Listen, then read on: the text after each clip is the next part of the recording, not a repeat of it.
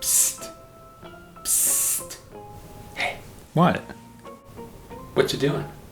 Oh, just exporting my video project using that YouTube MP4 preset here. Thought that'd be a good codec.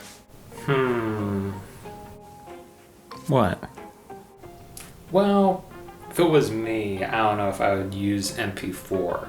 MOV, get a nice large file, high quality. Your clients are gonna love you. You might be right. Might want to use the MOV file format. Maybe Apple ProRes. Hey, what you doing? Oh, just exporting my video project. Going with the MOV QuickTime Apple ProRes 4444 codec. You doing what? Well, No. I heard you. You don't do that. What you need to be doing is exporting an MP4, the most universal video file format out there. You get a nice video, low file size, it's interchangeable anywhere. What more could you ask for? well, What's going on, guys? What, am I late to the party?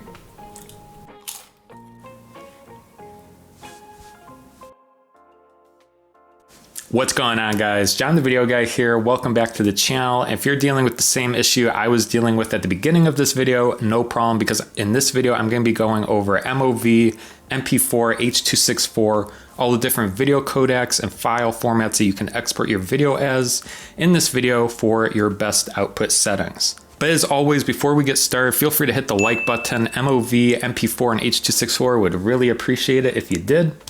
And with that, let's dive into today's video. So I think before we really talk about MOVs, MP4s, H.264, and really what these file types mean, I think it's first easy to decipher. I don't know why I'm using my pinky. So before we really deep dive and pick, you should use MOV, MP4, H.264, I think it's important to realize what these files mean. And they really fall into two types of buckets. They're either codecs or containers. And I think the easiest way to actually imagine this is to use an analogy and compare containers and codecs to similar to like a candy bar. And you can kind of think of containers as the wrapper that holds the video together. This is a container. What's inside the actual candy bar is the actual video codec. Now, some examples of containers is like the actual file extension on your computer. So you can think of like the .mp4, .mov. Some other ones might include .avi, .wmv. The actual file extension format, those names, that's the actual wrapper of your video. Now let's get into the good stuff. So what's actually inside the wrapper is the actual video codec. So you can kind of think of this candy bar as the actual video codec. So this is your H.264. This is actually the video, audio, and metadata that is actually contained inside the actual video. I'm not gonna lie, guys, the only reason I decided to do this video is a good example to eat a candy bar today and some Doritos earlier. But that is the difference between a wrapper, a container, or a video codec. So when we go back to the previous question, MOV, MP4, those are wrappers, containers, and H.264, that's actually what's inside the candy bar, inside the video. All right, so now that we have a good understanding of codecs and containers, how do we use this for the best export settings for our video? So I think when you're really thinking about it, there's one other thing that you have to keep in mind, and that's the difference between lossy and lossless type of file compression. So lossy file compression is like the H.264. That type of file compression compresses it, makes it smaller, and some of the data is actually lost when actually encoding to that video codec. Where on the other hand, lossless actually contains 100% of the original video quality. So, this could be the Apple ProRes format. So obviously there's pros and cons to lossy and lossless. Lossless, you're going to have very high file sizes. So, you need a lot of storage space. But on the flip side, it's very high quality. You're not going to, lose out on any of the quality. Lossy, it's a smaller file size. It's very portable. There's more, utility with it. It can go to a lot of different areas. That's why you see a lot of MP4s on YouTube, online, on, using on social media and whatnot. It's a really good format for overall, utility. And that leads me into my next point. So really what you have to decide when you're exporting your video is really where it's going. Is it going on TV? Is it going online on like YouTube? Is it actually going to be played in a theater? Are you just going to send it to the client and they're going to play it back on their computer? Are they going to take that video and use it in a PowerPoint?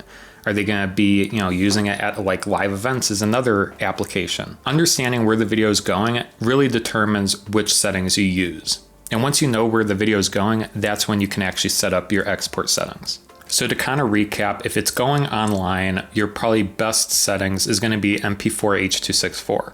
If you want to maintain 100% of the quality, and if you want to just send it to the client, or it's going to be played in a theater, a live event, or something where you'll need 100% of the quality, then a higher lossless file format is going to benefit you. So something like Apple ProRes 444 or other high quality video codecs. So that's the way you're going to go. Now that you understand how these work, let's dive into Premiere Pro and show you guys how to actually set this up. All right, so I'm inside Premiere Pro here and I have a video tutorial. And when I go to the export settings, export tab, we're going to see how to change these settings here. So under file format, you'll notice that it's H.264. So automatically, it's going to be an H.264 codec. And you can even see by the file name, it's inside that MP4 container that we talked about earlier. So to actually change this to QuickTime, what you can do is click these dots and you'll click on more presets. And this will bring up the presets manager. And what you can do is actually search for Apple ProRes. So here's Apple ProRes 444 QuickTime. If we click that and click OK, then our settings change to QuickTime Apple ProRes 444. And you'll see that in the file name, the file extension is .mov. So that's how you change it from lossy to lossless if you're exporting out of Premiere Pro.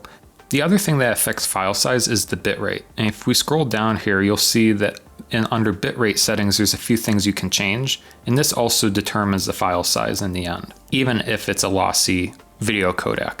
If you guys want to learn how bitrate works, I actually made a dedicated video going over it. I'll link it right up here if you want to see that. Otherwise, that's pretty much it, guys. That's what I wanted to cover in today's video. If you want to support the channel and buy one of those t-shirts that you saw earlier, I'll link to that down in the video description. Feel free to go check out my swag or merchandise. Otherwise, thank you guys so much for watching, and we'll see you next time.